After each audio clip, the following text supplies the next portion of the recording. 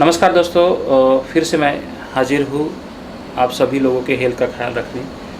मैं doctor Praveen Sahwe, director Abhyudaya piles laser hospital, Rameshwari square, Nagpur.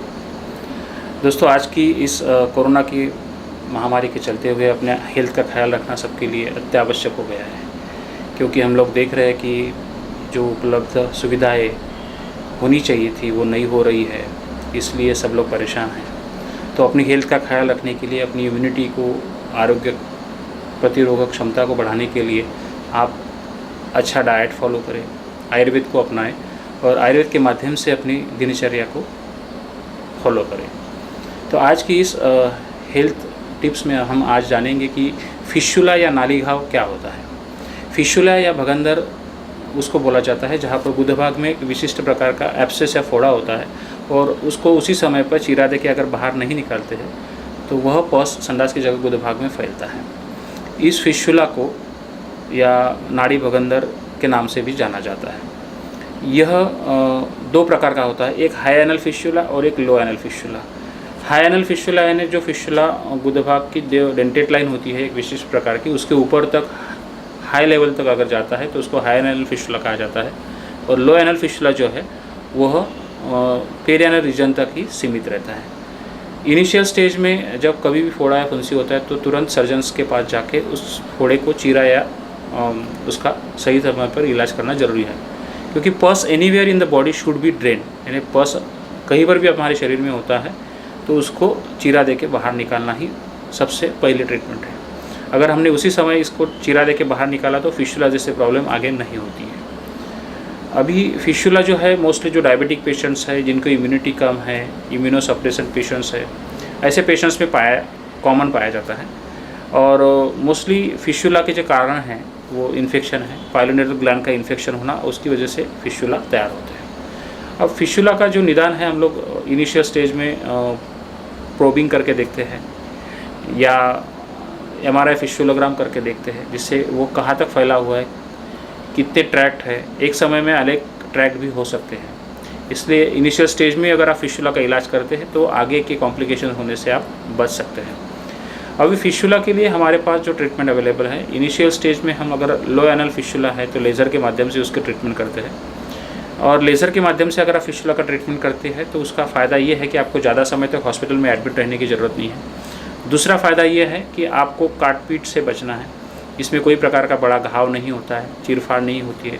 तीसरा, आपकी जो वहाँ की मसल है वो इंटैक्ट रहती है, उसको न काटने से वहाँ पर इनकॉन्टिनेंस, जिससे कि शौच भाग का नियंत्रण जाना, ये प्रॉब्लम होता है, तो ये लेज़र में नहीं होता है। और बड़ा घाव न होने से आपके रूटीन काम आप जल्द ही कर सकते हैं।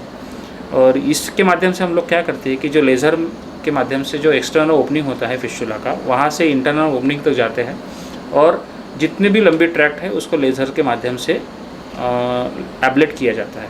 तो वहाँ पर जितनी भी ट्रैक्ट है वो पूरा हील हो जाती है और रिकरेंस होने के चांसेस भी कम हैं। और इसमें दूसरी प्रकार के ट्रीटमेंट हम लोग करते हैं जो रिकरेंट फिस्टुला हुए, बार बार हुए हैं, मल्टीपल फिस्टुलाज है, हाई एनल फिस्टुलाज है, तो ऐसे पेशेंट्स में हम लोग क्षारसूत्र नाम के ट्रीटमेंट करते हैं। मोस्टली क्षारसूत्र में क्या होता है कि एक मेडिकेटेड सेटन होता है, इसमें कुछ आयुर्वेदिक मेडिसिन रहती है जिसमें एक टर्मरिक है, स्नूही पाउडर है, अपामार्ग क्षार है, आदि दवाइयों से बना हुआ एक थ्रेड रहता है। और उस थ्रेड के माध्यम से हम लोग क्षारसूत्र के माध्यम से जो ट्रीटमेंट है फिस्टुला का करते हैं। इसके लिए एवरी वीक आपको आके 4 से 5 सेटिंग में आपका जो फिस्टुला है, डिपेंड्स ऑन द ट्रैक्ट्स, वो हील हो जाता है। तीसरा एक ट्रीटमेंट हमारे पास है जिसको फिक्सेशन नाम से जाना जाता है। फिक्सेशन यानी क्या होता है कि एक विशिष्ट प्रकार का डिवाइस है जिसमें हम लोग फिस्टुला के ट्रैक्ट को ही उस डिवाइस से निकालते हैं। ये भी अच्छा डे केयर प्रोसीजर है, ज़्यादा दिन एडमिट रहने की ज़रूरत नहीं है और लोकल एनेस्थेशिया में भी ये सब ट्रीटमेंट हो सकती है।